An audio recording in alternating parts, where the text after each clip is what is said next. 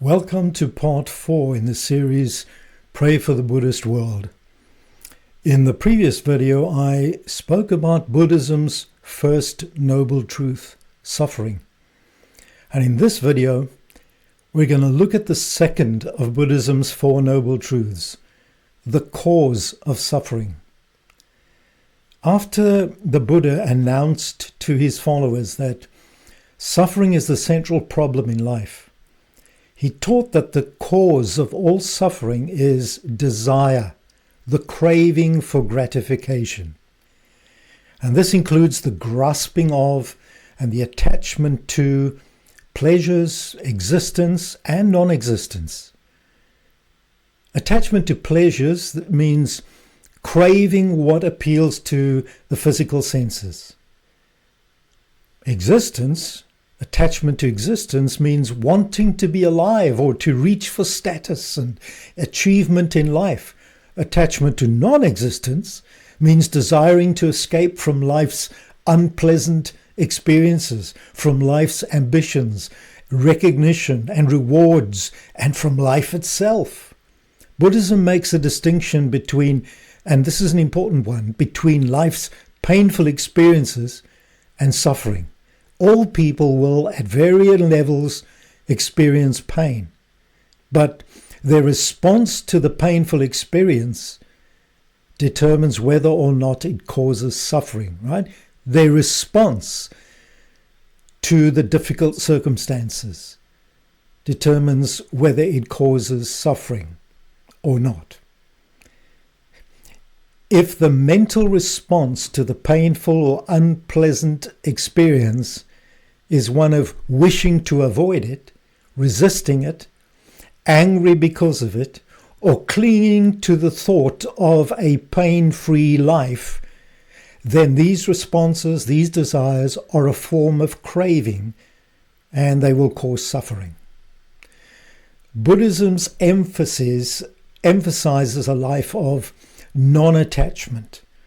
As long as there's attachment to the concept of self, to pleasures, possessions, relationships, outcomes, ideals, then this clinging will result in craving, and that results in suffering. In Buddhist teaching, the problem of attachments stems from ignorance, a lack of understanding of the true nature of all things. That is, that nothing is permanent, everything is constantly changing. This ignorance of the true nature of things is the root cause of continued attachment to life. The craving to be or not be, to have or not have, to experience or avoid life's experiences all result in endless rebirths. So ignorance and the resulting attachment to life, attachments that produce cravings, are the poison that cause suffering. Now, the Buddha taught that life, that is, all thoughts, emotions, experiences of life, is characterized by three marks of existence.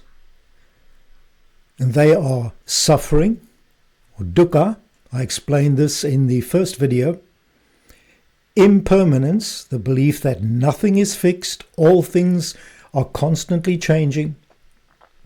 And not self, or non-self, the belief that there is no personal soul, no permanent self.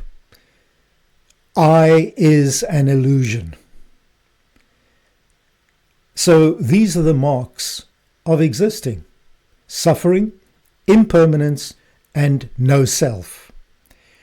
And these three are like three strands of a rope, entwined and inseparable. So whatever a person craves is not lasting, it's changing, unstable and impermanent. When that craving or longing is unfulfilled, or the desired outcome fails, the result is suffering. But attachment to things and desired outcomes is not the only issue. There is also an attachment to the false belief that the thing desired can become mine, when in fact there's no real me, no I, no permanent self, no personal soul. The Buddha taught that the concept of a fixed personal self is an illusion, a pretense. It's likened to the parts of a car. It's called a car, but when the components are removed, the wheels, the engine, the bodywork, etc., there is no remaining car. So too, the Buddha taught that what is thought of as self is nothing more than a combination of 5 components: our body, feelings, perceptions, thoughts and intentions, and consciousness. And these are constantly changing, and so craving what is not lasting in order to satisfy a self that isn't real results in suffering. So followers of Buddhism are taught that they must extinguish self-awareness. In Buddhism, there is no concept of the person being a living soul. At death and rebirth into the next life, there is no permanent soul that continues. There's a stream of consciousness driven by the law of karma, which is cause and effect, that continues from one life into the next. Now, the Buddha taught followers to admit to their desires and cravings. They shouldn't penalize themselves through harsh ascetic practices. So admit to them, but don't penalize themselves through ascetic practices. And we saw that in an earlier video, is how he began his journey as a seeker. Nor should they indulge those desires. And both of those options, severe deprivation on the one hand and indulgence on the other, lead to further suffering. Instead, they should follow a middle way, the path of following the 4 noble truths, leading to liberation. So the Buddhist's goal is to be liberated from attachments. But what about holding to the Buddha's teaching and rules for living? Isn't that also an attachment? There's a paradox here. Some have tried to answer it by making a distinction between wholesome aspirations and craving. For instance, holding to Buddhism's first basic rule of not harming living creatures qualifies as wholesome. An aspiration to be a doctor in order to help the sick is wholesome. So holding to the Buddha's teachings is a wholesome aspiration, they say. However, he taught it's to be viewed as a guide without having a rigid attachment to them. It's been described as a raft used to cross a river, but with a readiness to let it go once it's served its purpose. Now let's take a step back from this window into Buddhism's second noble truth, and what we've just seen should stir in us an immense gratitude for a truth that we've received as followers of Jesus Christ, and we want to celebrate that gospel truth. The eternal, unchanging God created humans with a personal identity, and he made us to enjoy relationship with him with a wholesome ability to desire him above all else and to want the good plans he has for our lives. When sin broke our relationship with the Creator, our ability to desire was corrupted and devolved into harmful, self-centered craving. The good news is that God entered the world of human suffering to break sin's power over our lives. All who trust in him are liberated from sin's mastery, and including from the power of impure, harmful, and self-centered craving. He restores our freedom to desire him. and to desire what is true and good and pleasing to Him in life. By living deeply attached to Him and to His teaching, we flourish in our unique God-given personhood. It's a wonderful gospel truth to be celebrated. And we praise the power and wisdom of the Creator God, who made us in His image with individual personhood. And we praise Him for creating and valuing our personal identity, and for creating us to enjoy a permanent relationship with Him, the unchanging God.